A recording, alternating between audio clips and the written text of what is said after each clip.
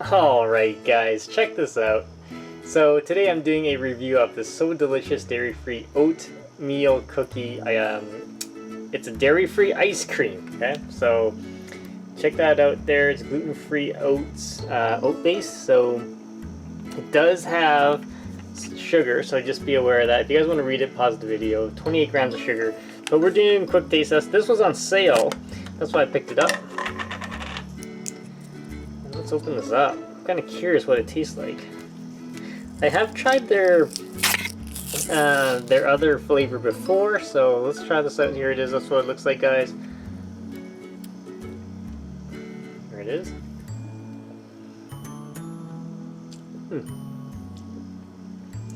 Oh, this is it's sweet. It's very sweet. But it has a like a maple walnut sort of taste to it. So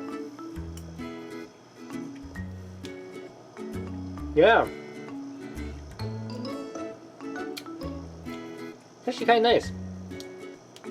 Definitely check it out, guys. If you have questions, comments, post below. Subscribe to the channel. This is probably one of my. It's actually probably one of my favorites. It's pretty good. It has a nice maple walnut sort of taste, even though there's no